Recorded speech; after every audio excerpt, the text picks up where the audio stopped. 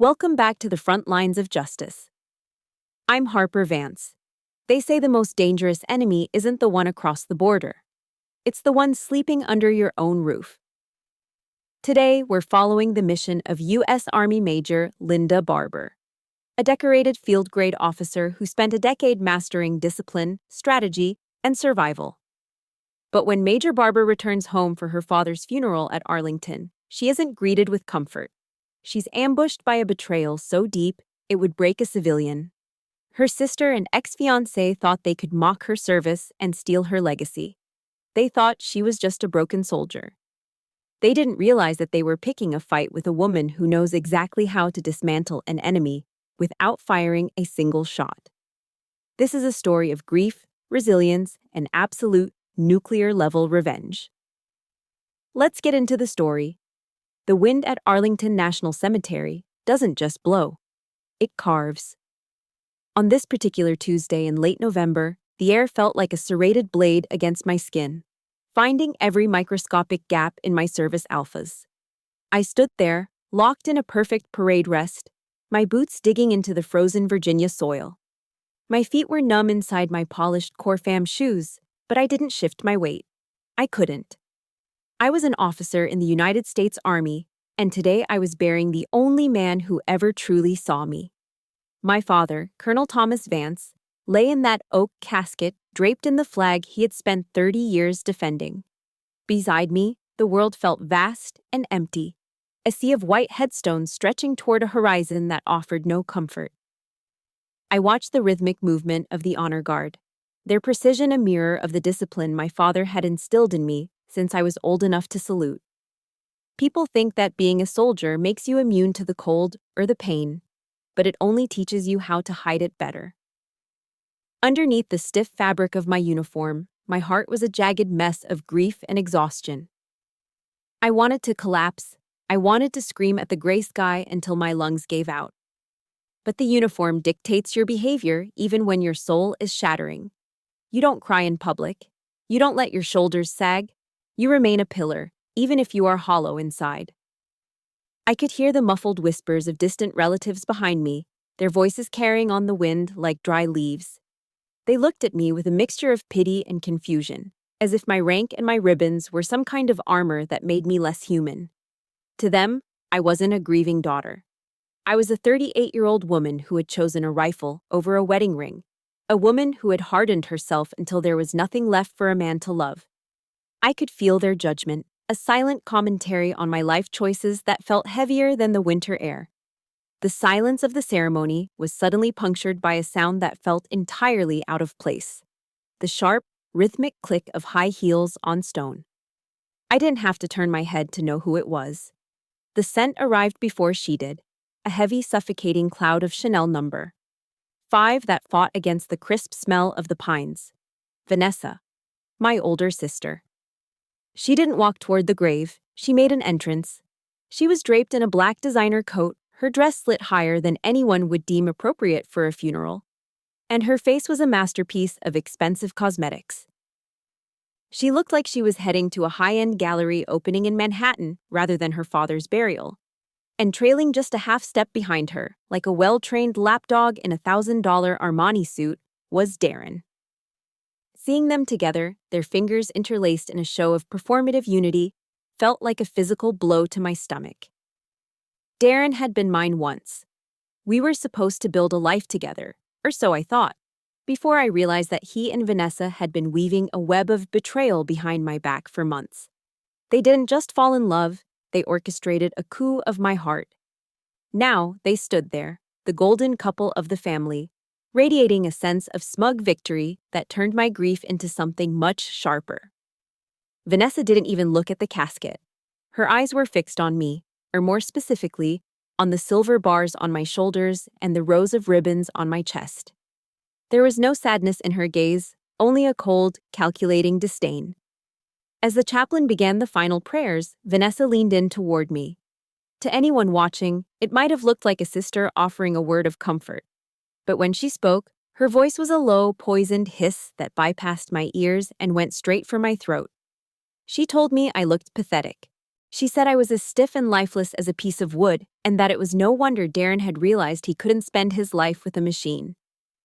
She let out a soft, mocking breath, her red lips curling into a tiny, cruel smile as she whispered that men need softness and warmth, not a walking war zone. She told me that Dad probably died relieved, knowing he wouldn't have to worry about me being an old maid anymore, and that I should actually thank her for taking Darren off my hands and saving him from a life of military boredom. I kept my eyes fixed on the horizon, my jaw clenched so tight I thought my teeth might crack. The injustice of it was a physical weight.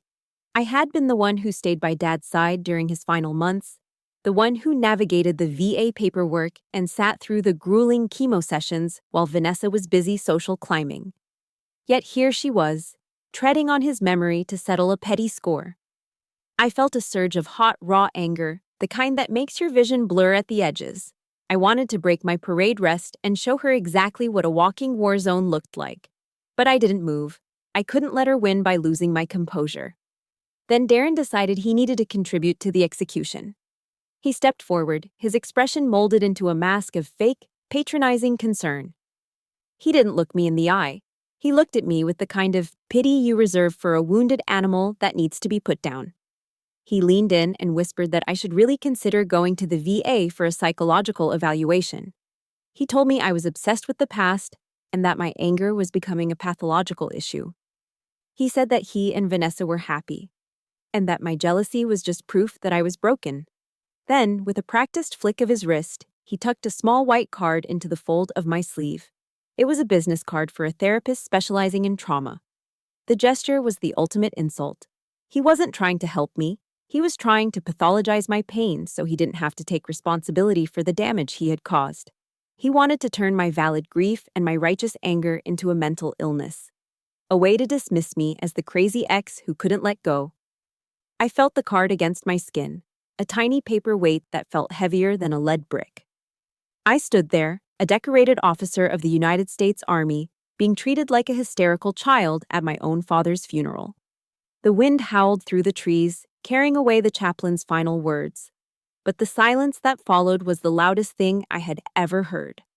I was alone in a field of heroes, surrounded by the people who were supposed to be my blood, feeling like a stranger in my own life. This wasn't just a funeral. It was the beginning of a war I hadn't asked for, but one I realized I was going to have to win.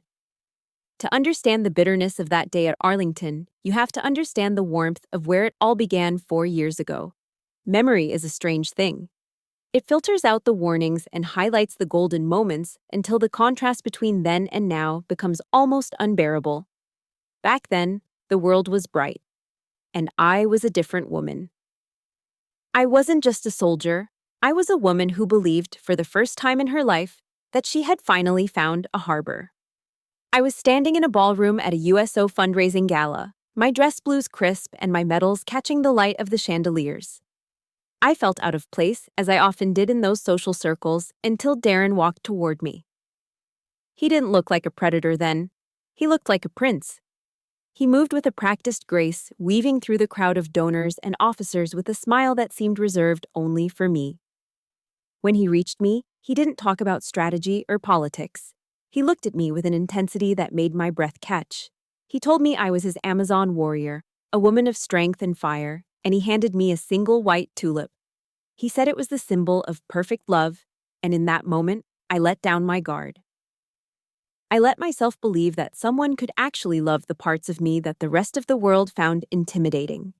For a woman who spent her life following orders and living by the clock, Darren's attention was like a drug. He was a master of the love bomb, though I didn't know the term then. He filled my days with flowers and my nights with promises of a future that felt like a dream.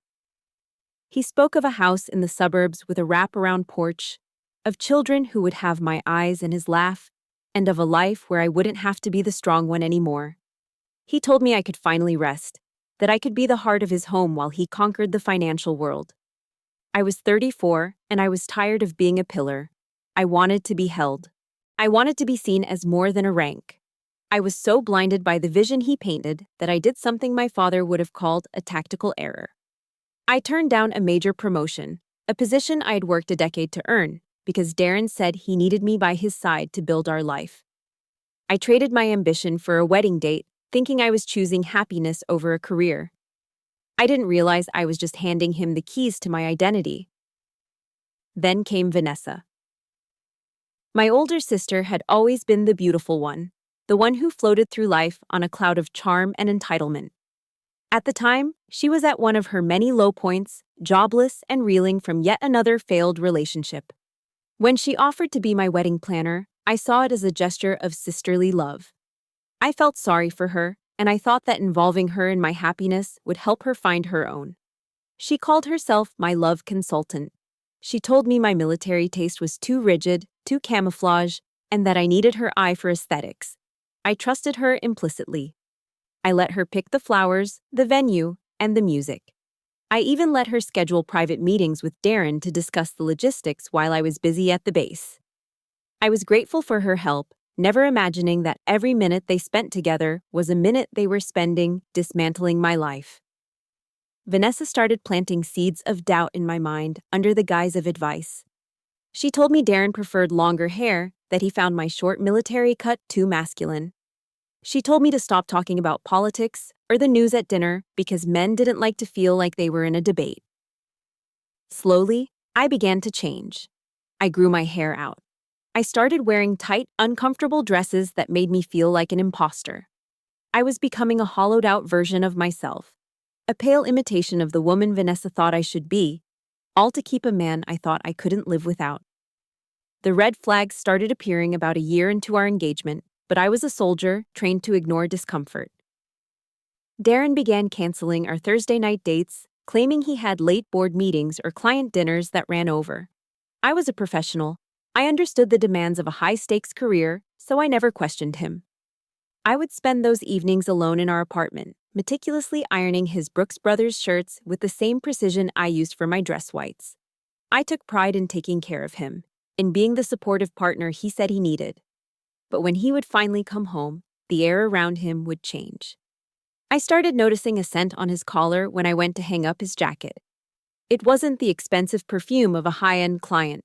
It was a faint, cloying smell of jasmine. It was the exact scent of the cheap essential oil Vanessa used in her bath. When I finally gathered the courage to ask him about it, his reaction was a shock. He didn't offer an explanation. He turned into an interrogator. He snapped at me, asking if I was bringing my military police tactics into our home. He told me my jealousy was unbecoming and that he couldn't live with someone who didn't trust him. He made me feel like the villain for even noticing the truth. I backed down, cowering from his anger because I was so afraid of losing the dream he had sold me. Vanessa's presence in our lives only grew more suffocating. She began dropping by Darren's apartment while I was on the night shift at the base, claiming she was just stopping by to cook him a meal or check on him. She would send me text messages with little winking emojis, telling me not to worry because she was taking care of her favorite brother-in-law. My soldier's intuition, the gut feeling that had kept me safe in combat zones, was screaming at me that my home was being invaded. I felt a gnawing anxiety every time I put on my uniform and headed to the base, a sense that I was leaving the gate wide open for an enemy. But my heart fought back. I told myself that she was my sister, my own flesh and blood. I told myself that Darren was a good man who had chosen me. I ignored the whispers of the wind and the coldness in his eyes. I forgot the most basic lesson of the battlefield. The most dangerous enemy isn't the one across the line. It's the one standing right next to you, holding the knife they're about to drive into your back. I stayed silent, I stayed loyal, and I stayed blind. But as I ironed another one of his shirts that next morning, I couldn't help but stare at the collar. Why had I been so slow to realize that the smell of jasmine didn't belong in my house? Telling this story feels like reopening a wound I thought had finally scarred over. But I know I am not the only one who has ever been made to feel like a stranger in their own life by the people they loved most. If you have ever felt the sting of a betrayal you never saw coming, or if you've ever had to fight to find yourself again, please let me know you're listening. It would mean the world to me if you could leave a heart emoji in the comments or just say the word resilience. Your support is the only thing that keeps me going on this journey. Please like and share this if my story has touched your heart. The rain in D.C. That march was relentless, a cold and driving downpour that turned the Potomac into a churning slate gray mess. I was driving back from a 3-day live fire exercise at Fort Belvoir, the hum of the heater in my truck barely cutting through the chill that had settled into my marrow. I was exhausted, my skin still grimy with the grit of the range and the sharp metallic tang of cordite clinging to my hair. But I was in a rare, buoyant mood. The exercise had ended 6 hours early, a tactical gift from the weather gods, and all I could think about was surprising Darren. I was still wearing my OCP field uniform, the fabric heavy and damp, my boots caked with Virginia mud. But I didn't care about the mess. I stopped at the small Thai place near his office, the one with the red curry he claimed was the only thing that could make him forget a bad day on the trading floor. I could already see his face lighting up when I walked in, the way he would laugh and tell me I looked like I had just crawled out of a foxhole. I pulled into the underground garage of his glass and steel office tower in the city center, the tires of my truck squealing against the wet concrete.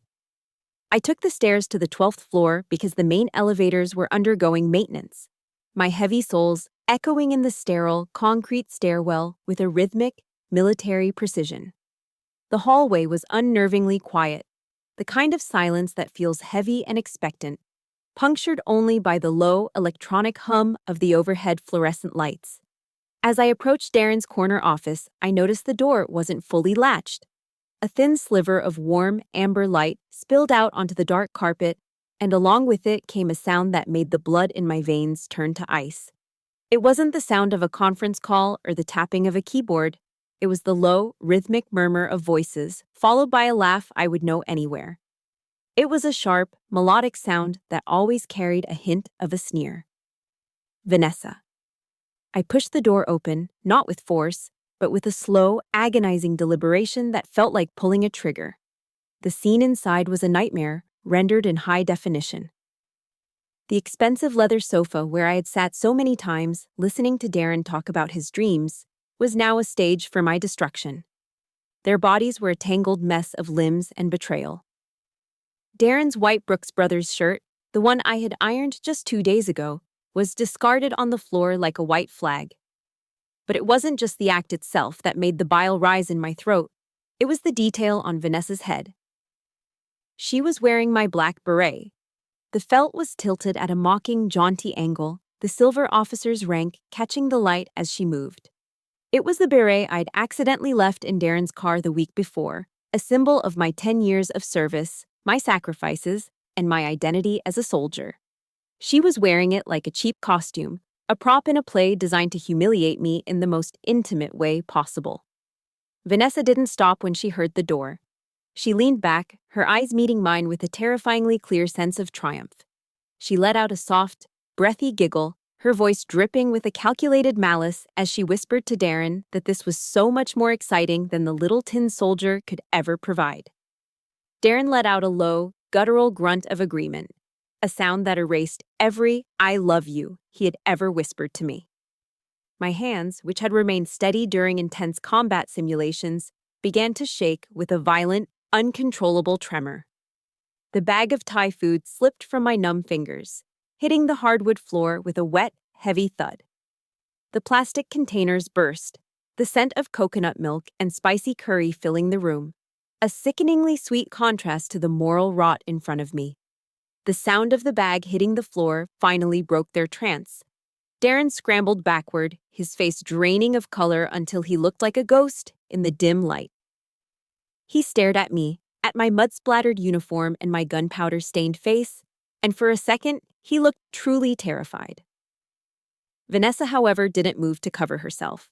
She simply pulled a nearby throw blanket over her shoulders, her expression shifting from mock ecstasy to a bored, condescending stare. She told me I was home early, her voice as casual as if we were discussing the weather. Darren began to stammer, his words tripping over each other as he tried to tell me he could explain, that it wasn't what it looked like. I raised my hand, a single sharp motion that cut him off like a physical blow. It was a command, cold and absolute, the voice of an officer who had seen enough. I didn't scream, and I didn't cry. The pain was so deep it had moved past sound and into a hollow, echoing chamber of pure disgust. I walked toward his desk, my boots leaving streaks of drying mud on the polished floor. I looked at the two of them, really looked at them, and realized that the person I had loved never actually existed. He was just a hollow vessel for Vanessa's manipulation. I reached for the 2-carat diamond ring on my left hand, the band that had felt like a promise of a future I would never see. My skin was pale and puckered under the gold, a ghost of a life I was now excising.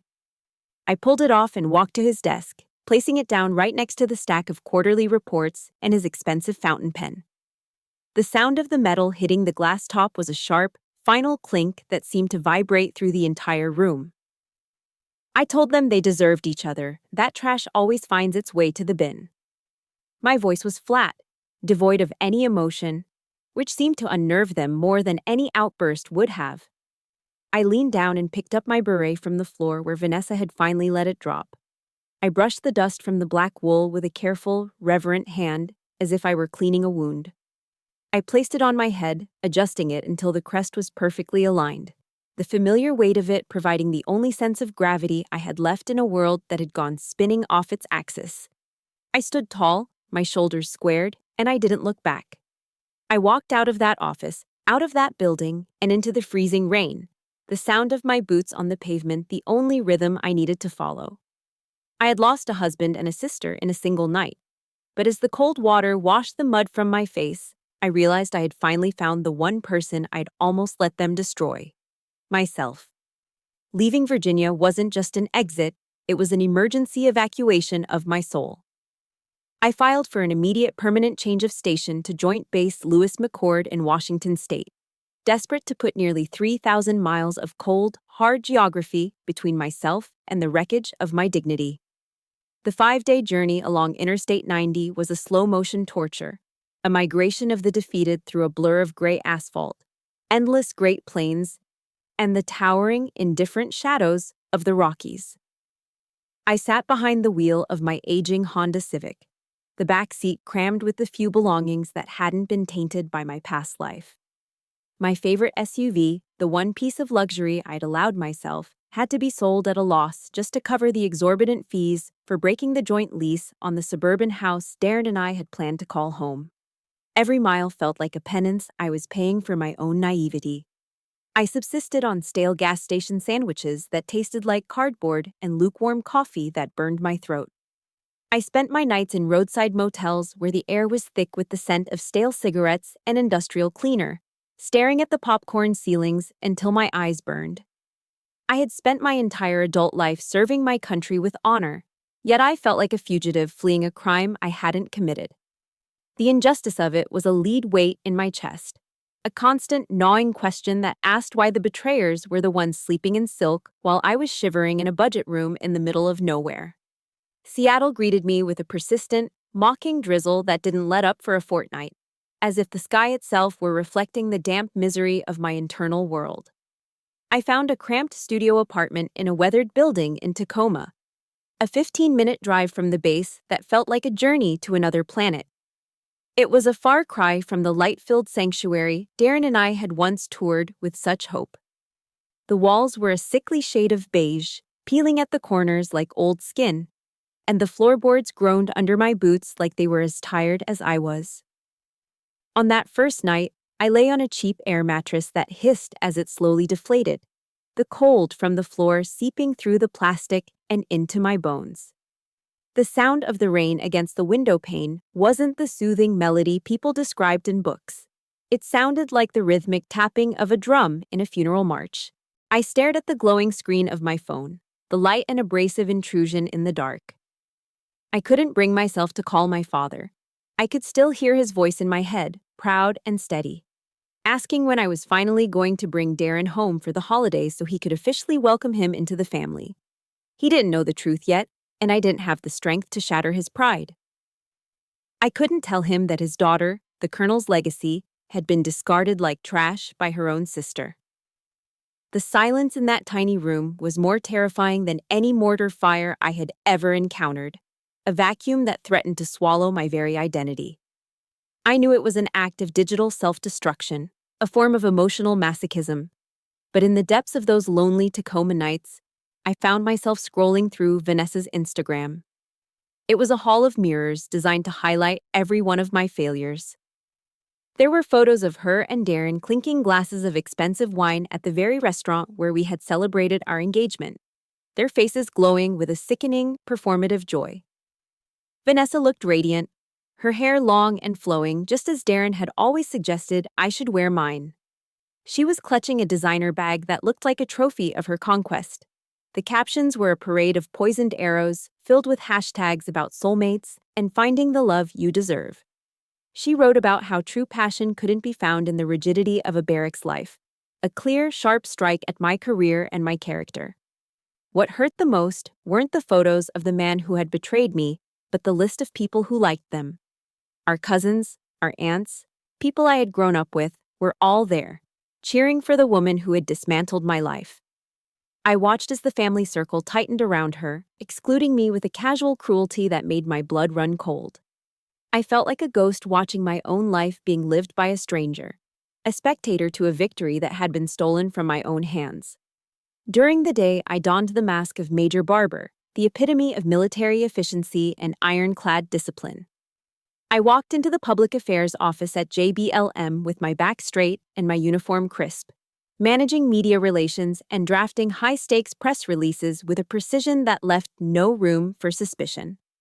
I shared coffee with my fellow officers, laughed at their jokes, and performed my duties with a competence that was entirely hollow. This was the high-functioning depression of a woman who had mastered the art of the tactical facade. But the moment the door closed behind me during my lunch breaks, the mask would crumble. I would retreat to the furthest stall in the women's restroom, turning on the faucet to its highest setting so the sound of rushing water would drown out the sound of my ragged breathing. I would stare at my reflection in the flickering, industrial light of the mirror, seeing a woman who looked hollow and aged, her eyes sunken with a fatigue that no amount of sleep could ever cure. I started to believe the poison Vanessa had poured into my ears, that I was too hard, too cold, and ultimately unworthy of a life outside of a combat zone. I thought about the words of the lectures I had heard, about how life is suffering and the only choice is to pick up your burden and walk. My burden felt like an entire mountain, and I was walking into a storm that showed no signs of breaking. I felt destined to grow old in this uniform, a relic of a life that had no room for warmth or grace, a soldier who had won every battle abroad only to be utterly destroyed in the sanctuary of her own home. The collapse did not happen in a combat zone or during a high-pressure briefing at the base. It happened on a quiet Tuesday afternoon in the produce aisle of a Whole Foods in Tacoma. I was standing there, staring at a display of organic kale, when I saw them. Not Darren and Vanessa, but a couple, maybe in their late 20s, standing near the mushrooms. They were having a playful, mundane argument about which variety to buy for their dinner party. She nudged him with her shoulder, laughing as he made a face at a particularly large shiitake, and he leaned down to kiss the top of her head. It was such a small, ordinary moment of intimacy, the kind of domestic bliss I'd spent years planning and sacrificing for. Suddenly, the air in the store felt like it had been sucked out by a vacuum. My chest tightened until it felt like my ribs were going to snap, and my vision began to fray at the edges, dissolving into static. I abandoned my half-full cart and practically ran to the parking lot, fumbling for my keys with hands that felt like they belonged to someone else. I made it into the driver's seat of my car just as the first wave of a full-scale panic attack crashed over me, my lungs refusing to expand as I gripped the steering wheel so hard my knuckles turned white. I don't know how long I sat there, gasping for air in the dim light of the parking garage, but eventually there was a soft knock on my window. It was Ruth, a civilian administrator from the base who I had worked with on a few community outreach projects. She didn't ask me what was wrong or tell me to pull myself together. She didn't use the empty platitudes people usually offer when they see a woman in uniform falling apart. She just reached into her bag, handed me a clean packet of tissues and a small cream-colored business card for a woman named Dr. Patricia Chin. Ruth looked at me with a quiet, steady kind of empathy and told me that I didn't have to keep pretending to be a superhero anymore. She said that my cape looked a little torn, and it was okay to take it off for a while. That was the moment the dam finally broke. I realized that my military discipline, the very thing that had kept me alive in the field, was now the thing that was suffocating me in my civilian life. Dr. Chin's office didn't feel like a clinical space. There were no leather sofas or mahogany desks that reminded me of Darren's world. Instead, it was filled with the soft scent of herbal tea and the warm glow of floor lamps. She was a small woman with sharp, observant eyes that seemed to look right through the silver bars on my shoulders and into the bruised parts of my soul. I sat in her armchair, and for the first hour, I couldn't stop talking. I told her everything. The years of being compared to Vanessa, the way Darren had love-bombed me into changing my identity, and the visceral shock of finding them together in his office. I told her I felt like a failure, like a defective product that had been discarded because it wasn't feminine enough or soft enough for a man to love. Dr. Chin listened in silence, and then she asked me a question that stopped me mid-sentence. She asked if I was grieving the loss of Darren, or if I was grieving the loss of the carefully constructed version of a life I'd imagined for him. She walked me through the mechanics of what I had experienced, explaining that Darren was a classic narcissist who had sought me out for my strength and then tried to dismantle it to feed his own ego. She called Vanessa his flying monkey, the enabler who helped him justify his betrayal. It wasn't that I wasn't enough, she explained. It was that I was too real for a world built on vanity and artifice. She used an image that stayed with me long after I left her office. She told me to imagine myself as a piece of tempered steel, forged in fire and built for resilience. Vanessa, she said, was like a beautiful plastic flower, bright and perfect to look at, but incapable of growth and lacking any real scent. She told me I was suffering because I was trying to bend my steel frame into the shape of a plastic flower just to fit into their hollow landscape. She said that vulnerability wasn't a sign of weakness, but the ultimate measure of my courage. That conversation was the first time I allowed myself to stop apologizing for my own strength. I began a new kind of training, one that didn't involve rucksacks or rifles. I started dating myself. I spent my weekends hiking the trails of Mount Rainier, losing myself in the thin, clean air and the silent majesty of the pines. I found that I liked the silence when it wasn't filled with the static of someone else's expectations. On one of those trips, I stopped at a local animal shelter and met Buster, a 60-pound pit bull mix with a scarred muzzle and eyes that looked like they had seen too much of the wrong side of the world. He had been abandoned and labeled as aggressive, but when I sat in his kennel, he didn't bark. He just rested his heavy head on my knee and sighed. We were two of a kind, both of us judged by our outward appearance and discarded when we didn't fit a convenient narrative. Adopting Buster changed the rhythm of my life. He didn't care about my rank or whether I had remembered to put on makeup. He just needed me to be present. He taught me about unconditional love in a way that no human ever had. Every time Vanessa posted a photo of her latest staged dinner party with Darren, I found myself caring less and less. Instead of scrolling through their fake happiness, I started posting photos of Buster's ridiculous snoring face or the view from the top of a ridge I had just climbed. For the first time in 6 months, I felt a sense of peace that wasn't a product of discipline, but of genuine self-acceptance. I was beginning to realize that while my family had defined me by what I could give them, I was finally learning to define myself by who I actually was. And just as I was getting comfortable in my own skin, life decided to test my new boundaries with a phone call I'd been dreading for years. Marcus Hamilton did not walk into my life with the practiced polish of a Wall Street stockbroker or the oily charm of a man looking for a trophy to display at a cocktail party. He walked into a drab, fluorescent-lit briefing room at Joint Base Lewis McChord, wearing a faded polo shirt and scuffed work boots that had seen more miles of job sites than Darren's shoes had seen of polished marble. Marcus was the lead consultant for a new housing project aimed at providing better living conditions for our junior enlisted families. And while the senior brass in the room were checking their watches and thinking about their golf handicaps, Marcus was focused entirely on me. He did not look at my uniform as a barrier or my rank as a challenge to his own masculinity. When I stood up to present my data on the psychological strain that substandard housing placed on young soldiers, he did not roll his eyes or tell me I was being too sensitive or too rigid. He listened with a quiet, intense respect that made the air in the room feel lighter. His hands were rough, dusted with a fine layer of concrete grit from a morning site visit.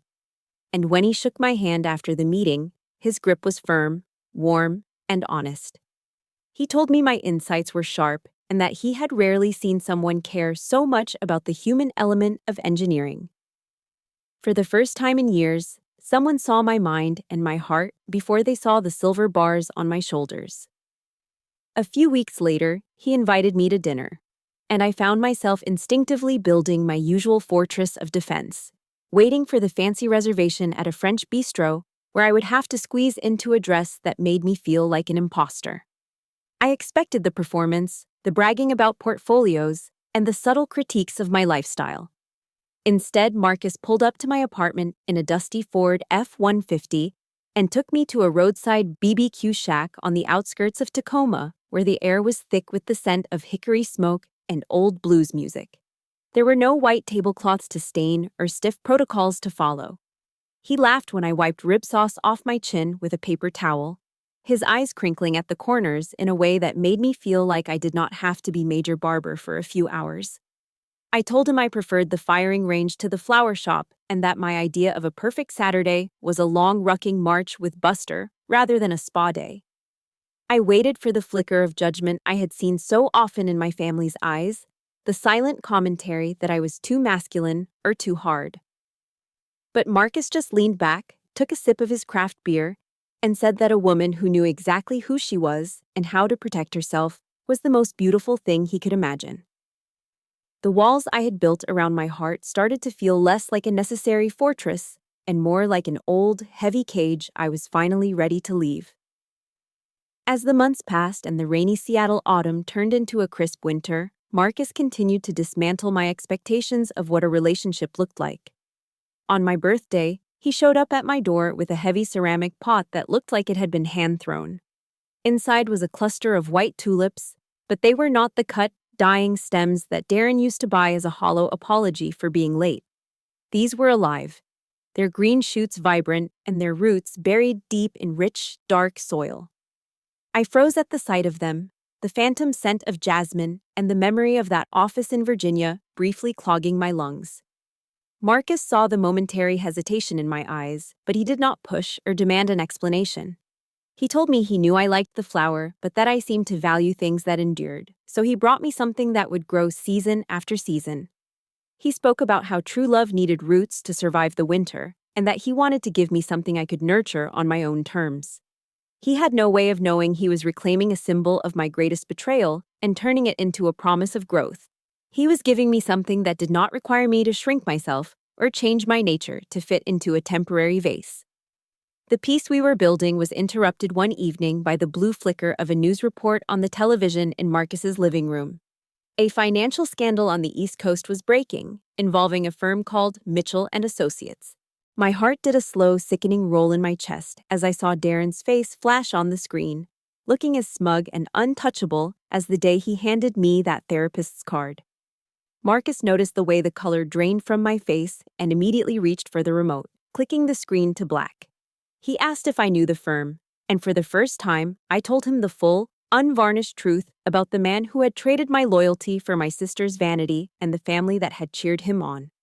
Marcus did not look shocked or pitying. He leaned back, his eyes narrowing with a cold, predatory focus I had never seen in him before.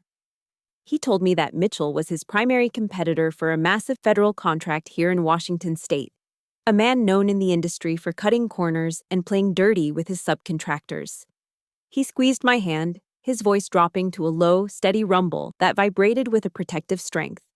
He told me that the world was smaller than people realized and that Darren was about to find out exactly what happens when you try to walk over a mountain made of stone. I am Harper Vance, and standing here with Marcus, I finally realized that my strength was not a flaw to be corrected, but a shield for the people who actually deserved it. If you have ever found a person who saw your scars and decided they were beautiful, or if you are still waiting for that one person to see the real you, please share this moment with me. I would love to hear your stories of finding your own green flags in the comments below. Please leave a star emoji or just type the word "found" to let me know you are with me. Your likes and comments are the fuel that keeps this story moving forward toward the justice we all deserve. Marcus sat across from me at the kitchen table, the low light of the pendant lamp casting sharp, angular shadows across a thick manila folder labeled Mitchell and Associates. He poured a glass of wine with a steady, deliberate hand, his expression more serious and focused than I'd ever seen it during our quiet weekends together. He did not just see Darren as a bad ex-boyfriend or a minor inconvenience from my past. He saw him as a professional predator and a white-collar criminal whose entire empire was built on a foundation of shifting sand and elaborate lies. As I flipped through the heavy pages of the dossier, the numbers began to tell a story far more grotesque and desperate than the one I'd witnessed in that dim office in Virginia. There were records of systematic tax evasion, falsified financial statements designed to lure in unsuspecting investors, and a mountain of predatory, uncollateralized debt used to maintain a lifestyle of private jets, five-star hotels, and the designer handbags that Vanessa wore like trophies of her conquest. Darren was not the successful financier he pretended to be on social media. He was drowning in the cold reality of Chapter 11 insolvency, desperately trying to keep the facade from cracking while the walls of his professional life were closing in. A cold, sharp shiver ran down my spine as I realized the magnitude of the bullet I had dodged. If I had married him as planned, I would have been chained to his sinking ship, legally and financially liable for every bit of his deceit and every cent of his debt. My betrayal had not been my downfall. It had been my greatest protection, a hard and painful lesson in the absolute value of the truth over a beautiful, manufactured lie. Marcus leaned forward, his voice a low, steady rumble, as he explained that Darren was now attempting to bid on a massive federal housing project at the base, the very project that Marcus had been contracted to audit for final approval. Darren had no idea that the man holding his professional future and his legal survival in his hands was the one I now loved. It was a perfect, silent irony that filled me with a quiet and intoxicating sense of power. An information asymmetry that Darren, in his arrogance, could never have anticipated or prepared for. Marcus promised me that we would not use this information as a blunt instrument for petty revenge, but rather as a surgical strike of the pure truth, which is always the most lethal weapon against a narcissist who lives and breathes in the shadows of deception. We were mapping out the tactical landscape, discussing the legal ramifications of the reports, when my phone shattered the silence of the room at 2 a.m. It was my Aunt Sarah from Virginia, her voice broken and small over the miles as she delivered the news that my father, Colonel Thomas Vance, had passed away from a sudden and massive heart attack. The man who was my only true anchor in that toxic family, the man who had taught me the meaning of duty and honor, was gone. And the weight of the grief felt like it was physically crushing the air out of my lungs. I collapsed into Marcus's arms, the raw pain of the loss colliding with the sudden paralyzing dread of returning to the place that had nearly destroyed my spirit. I told him I did not think I could face them again, that the mere thought of seeing Vanessa and Darren together at the funeral home made me feel like I was back in that office, small and discarded and entirely without a voice. I considered wearing a plain, nondescript black dress to blend into the shadows, to avoid the sharp, poisoned tongues and the judgmental glares of the relatives who had turned their backs on me when Vanessa took my life for herself. But Marcus stopped me, his eyes burning with a fierce and protective certainty that gave me the strength to stand. He went to the closet and pulled my service alphas from their bag, the dark green fabric crisp and the silver oak leaves of a major gleaming under the kitchen light. He told me to wear it, to remind them and to remind myself that I was a field-grade officer of the United States Army who had earned her place in the world through sweat and sacrifice. He reminded me that this uniform was not just clothes, it was my honor, my shield, and my father's true legacy. And he insisted that I should never let them strip away my identity or make me feel ashamed of my strength ever again. I was not returning to Virginia as the abandoned daughter or the jilted ex-fiancé. I was returning as a soldier on a mission of dignity and truth. We flew back to Virginia under a gray, heavy sky that seemed to match the somber and tactical atmosphere of the journey ahead. Marcus had arranged for a discreet, black pickup truck to be waiting for us at the airport, intentionally choosing a tactical and grounded presence over a flashy or expensive display of wealth that would have alerted the predators too soon. As we drove through the familiar, rolling hills of the Virginia countryside, the landscape of my childhood and my deepest pains, Marcus began to lay out the final pieces of the operational plan. He warned me to let them talk, to let them perform their dramas and reveal their true, ugly colors while I remained the silent and observant professional in the room. He reminded me that when people believe they have already won the battle and secured their prize, they become reckless and inadvertently reveal their most vulnerable and hidden flaws. My heart was pounding with a volatile mix of adrenaline, grief, and a cold, hard focus as we finally pulled into the gravel lot of the funeral home. I adjusted my black beret, the felt feeling familiar and firm against my brow, and straightened the rows of ribbons on my chest that represented a decade of service and survival. I was not the same broken woman who had fled this state months ago in a car packed with trauma and an empty heart. I had the undeniable truth tucked into my pocket and a man of immense integrity standing at my back, and as the heavy oak doors of the funeral home swung open, I knew that the theater of their elaborate lies was about to meet the crushing reality of a storm they never saw coming. I looked at the small white card Darren had tucked into my sleeve, a business card for a therapist specializing in trauma, and felt a cold, sharp clarity settle over me. The arrogance of the gesture was almost breathtaking in its cruelty, an attempt to pathologize my grief right next to my father's casket. I didn't say a word at first, allowing the silence to stretch until the whispers of the relatives died down and all eyes were fixed on us. Then, with a slow and deliberate motion, I reached into the fold of my sleeve and pulled the card out. I held it up so the light caught the embossed ink, and then I began to tear it. The sound of the thick paper ripping was a crisp, rhythmic snap in the hushed room. I didn't just tear it once, I reduced it to tiny, insignificant fragments that fluttered to the floor like ash. I looked Darren straight in the eye, watching the smirk on his face falter as he realized I wasn't going to play the role of the broken victim today. I thanked him for his unsolicited concern in a voice that was clear and carried to the furthest corners of the parlor. I told him my doctor said I was perfectly sane and that perhaps it was those living in a curated delusion of borrowed luxury and stolen time who truly needed professional help.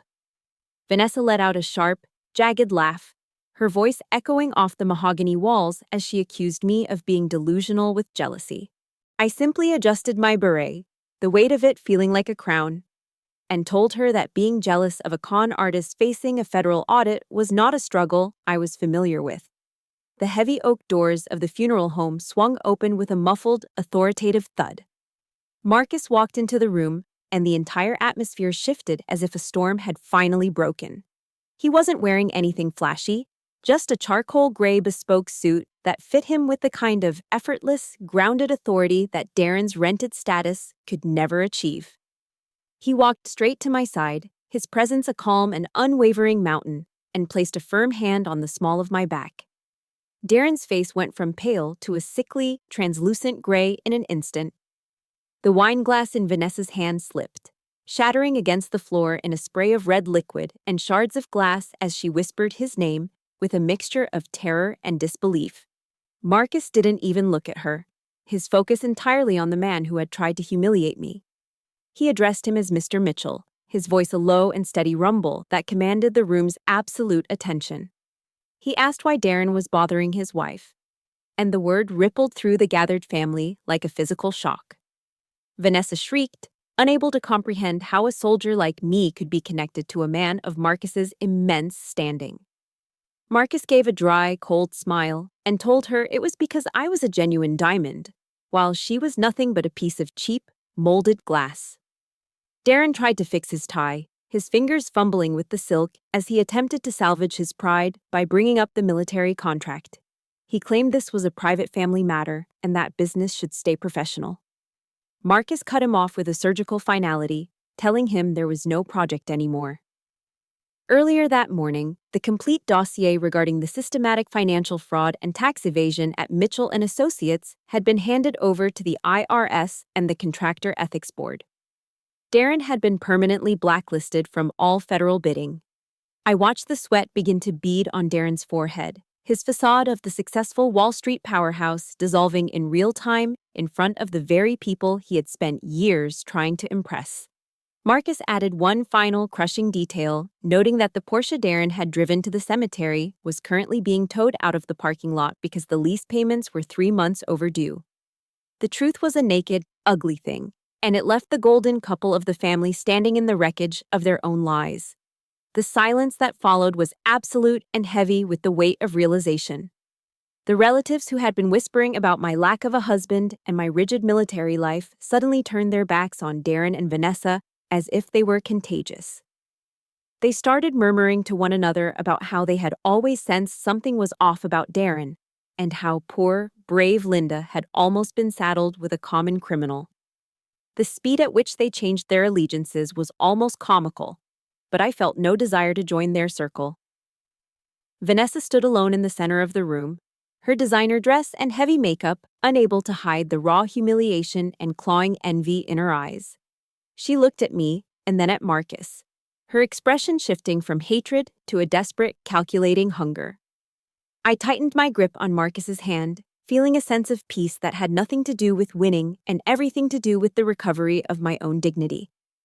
I told him it was time for us to go. We walked out of that room with our heads held high, leaving the ruins of their elaborate performance behind them. The silence in my father's old house was the kind that held a weight of its own, a heavy blanket of memories and unsaid words that seemed to settle in every corner of the hallway. Marcus had been quiet, sensing my need for a moment of stillness before we had to deal with the final arrangements. But that stillness was shattered at 2 a.m. by a frantic, rhythmic pounding on the front door. When I opened it, I didn't see the polished, predatory queen of social media who had mocked me at the funeral. Instead, I saw a woman who looked like she had been dismantled by the very life she had tried to steal. Vanessa was standing there in a pair of wrinkled silk pajamas, her designer coat thrown haphazardly over her shoulders, and her face was a wreckage of smeared mascara and raw, puffy skin. She didn't wait for an invitation. She practically collapsed into the foyer, her voice a jagged, sobbing mess as she told me that Darren was gone. He had fled the moment the federal agent showed up at their door, taking every piece of jewelry he had ever bought her and leaving her with nothing but a mountain of debt in her name. The grand illusion of the Mitchell Empire had evaporated, and my sister was the only one left standing in the ruins. I watched her slide down against the mahogany wainscoting, the same wood our father had polished every Sunday, and I felt a strange, hollow sensation in my chest. It wasn't the surge of triumphant joy I might have expected months ago. I didn't feel the need to say "I told you so," or to point out the irony of her situation. All I felt was a profound, weary pity for a woman who had spent her entire existence as a parasite, only to find that her host was more hollow than she was. Vanessa looked up at me, her eyes bloodshot and searching for the version of me she had spent decades manipulating, the sister who would always clean up her messes and absorb her blows. Marcus stepped into the hallway, his presence a calm, silent sentinel, and I saw Vanessa's eyes flicker with a momentary spark of the old, calculating envy. Marcus quietly excused himself to the kitchen to brew a pot of tea, leaving us in the heavy silence of the past. Vanessa took a jagged breath, her hands shaking so violently that the ceramic mug I eventually handed her rattled against her teeth. She began to talk, and for the first time in our lives, the lies were gone, replaced by a truth that was uglier than any deception. She admitted that she never loved Darren. Not really. She had targeted him because she couldn't handle the idea of me, the tomboy sister who lived in barracks and wore combat boots, having something she thought belonged only to her. She hated that I was free from the social pressures she had enslaved herself to, and she wanted to prove that she had more value by taking the one thing I seemed to want. She had used Darren as a weapon to validate her own existence, but in doing so, she had allowed him to use her as a shield for his financial crimes. She was a slave to the standards of a world that didn't care if she lived or died, and now she was facing the consequences of a life built on the theft of another person's happiness. Then came the request I knew was coming. She grabbed my hand, her fingers cold and desperate, and begged me to ask Marcus to use his influence to pull back the audit or to find a way to make the charges disappear. She told me we were family, and that blood was supposed to be thicker than water, echoing the very words she had used to justify her betrayal. I looked down at her hand on mine and felt the last of the old bonds snap with a quiet, internal finality. I pulled my hand away, not with anger, but with a deliberate, surgical precision. I told her that I wouldn't do it, and more importantly, that I couldn't. I explained that for 38 years, our father and I had protected her from the reality of her own choices, but that the bill had finally come due. I wasn't acting out of hatred or a desire for revenge. I was acting out of a necessary ruthlessness that I had learned in the field and refined in therapy. To save her now would be to continue the cycle of toxicity that had nearly destroyed me, and I was no longer willing to be a martyr for her vanity. Vanessa's expression shifted instantly from desperation to a raw, snarling vitriol. She accused me of being cold, of being exactly the machine she had always said I was, and of enjoying her suffering from the height of my new, successful life. I stood there and let the words wash over me, feeling nothing but a sense of liberation. I realized that her opinion of me had never been my burden to carry. It was a cage she had built for herself. I walked to the desk in the study and pulled out a prepared list of public defenders and legal aid clinics, placing it on the coffee table in front of her. I told her that this was the only help I would be providing, and that she needed to find a way to stand on her own feet, even if those feet were no longer in designer heels. I was her sister, but I was no longer her victim or her safety net.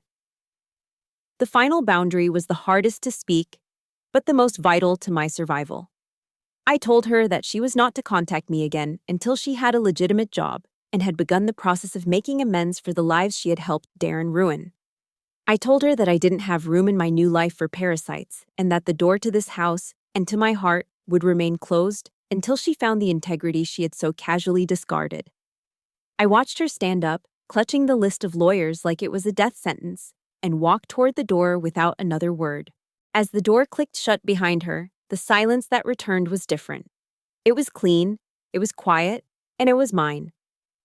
I walked back into the study where Marcus was waiting, and he handed me a small leather-bound book he had found while clearing out Dad's desk. It was my father's personal journal, the one he had kept throughout his career and during his final days. As I held the worn leather in my hands, I knew that the final piece of my healing was waiting within those pages, a message from the man who had loved me best, guiding me toward the dawn I had finally earned for myself. The morning sun rose over the rolling Virginia hills with a clarity I had not felt in years, casting long golden fingers across the porch of my father's oak house. The air was still and crisp, carrying the faint, clean scent of damp earth and pine, a far cry from the suffocating perfume and toxic tension that had dominated the funeral parlor the day before. I sat in the small wood-paneled office of my father's longtime lawyer, the space smelling of old paper and stale coffee. Marcus sat beside me, his hand resting steadily on mine, a silent anchor in the final movement of this long, grueling symphony. The lawyer cleared his throat and began to read the will, a document that revealed just how much my father had truly seen through the fog of his final years. To no one's surprise, there was very little liquid cash left. Vanessa had seen to that, siphoning away his savings to fund her staged life while he was too sick to fight back. But my father had managed to protect what mattered most. He left me the house and an old, battered iron box that had sat beneath his bed since his return from Vietnam. Inside was his tattered military journal and a handwritten letter addressed simply to Major Linda Barber. I opened the letter with trembling fingers, my breath catching as I saw his familiar, disciplined handwriting. He wrote that he had known about my loneliness and the way Vanessa had preyed upon my loyalty. He apologized for not having the strength to intervene sooner, but he told me he had watched my journey with a pride that words could barely capture. He didn't praise me for my rank or my medals. He praised me for my heart. He called the house my final fortress and urged me to find a happiness that wasn't dictated by the expectations of people who didn't understand the meaning of duty. He told me I was his greatest legacy, not because I was an officer, but because I was a person of unshakable kindness. Holding that letter, I realized that the validation I had spent 38 years chasing hadn't been lost. It had been waiting for me in this rusted box all along. It was the ultimate closure, a spiritual inheritance that no amount of Vanessa's siphoned cash could ever buy. After the meeting, Marcus and I walked out onto the lawn of the old house. I looked up at the sturdy oak beams and the wide porch, remembering how Vanessa had once schemed to sell it off to the highest bidder to fund another round of her new beginning fantasies. Now, it was mine. Marcus asked me what I wanted to do with it, mentioning that we could renovate it into a beautiful retreat for our visits back east. I looked toward the town park where I knew several aging veterans often sat, their faces etched with the same silent struggles my father had carried. I told him I didn't want to keep it or sell it. I wanted to donate the house to the local Veterans Affairs chapter to turn it into a transitional home for soldiers who had nowhere else to go. I knew my father would have loved the idea of his fortress becoming a sanctuary for those who had sacrificed as much as he had. Marcus leaned down and kissed my forehead, his eyes shining with a deep, quiet respect. He told me that this was exactly why he loved me, because I didn't spend my life building walls to keep people out. I spent it building bridges to bring them home. Before we left for the airport, I made one final trip to the cemetery. The morning was bright, and the wind was whispering through the oak trees, sounding like a soft, distant laugh. I stood before my father's headstone and reached into my pocket, pulling out my meritorious service medal. I knelt in the grass and pressed the cool metal into the fresh earth at the base of the stone. I stood up, squared my shoulders, and offered a crisp, final salute. "Mission accomplished, Dad," I whispered into the wind. As I turned to leave, I saw a flash of a familiar figure standing far back in the shadows of an old willow tree. It was Vanessa. She was standing there, looking small and fragile without her designer armor, watching me from a distance she didn't dare cross. I didn't wave, and I didn't feel the need to walk over to her.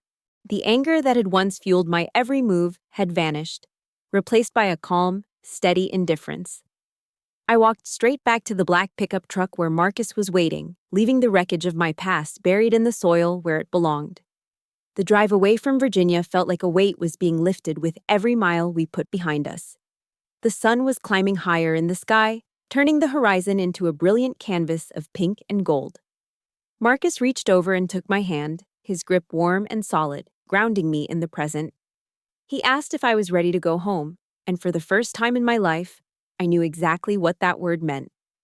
Home wasn't a set of coordinates or a house with a mortgage. Home was wherever I was valued for my true self, and wherever I could breathe without fear. I looked into the rearview mirror, watching the cemetery and the old town fade into the distance until they were nothing more than a memory behind a bend in the road. I was heading back to Seattle, back to Buster, and back to a career and a life that I had forged with my own two hands. I wasn't a victim of my family's betrayal anymore, and I wasn't a soldier waiting for orders to be happy. I was Linda Barber, a woman who had risen from the ashes of a stolen life to create a dawn of her own making. The journey of Linda Barber serves as a powerful reminder that your value is never a reflection of someone else's inability to see your worth. In the face of betrayal, it's tempting to shrink ourselves to fit into the hollow expectations of others. But true strength lies in standing tall in your own truth. Resilience isn't just about surviving. It's about having the courage to set firm boundaries with toxic influences to protect your inner peace. You are the architect of your own dawn, and your scars are simply proof that you are far stronger than the storm that tried to break you. I'm so grateful you stayed with Linda and me throughout this entire narrative. This story is dedicated to everyone who has ever felt overlooked or betrayed by the very people they trusted most. I'd love to hear from you. Have you ever found the strength to walk away and redefine your life on your own terms? Or perhaps you found your own chosen family that finally sees and celebrates the real you? Please share your thoughts or leave a heart emoji in the comments to show your support. Your story might be the very inspiration someone else needs to keep going today. Like and share this to help us reach more hearts who need to hear this message of hope.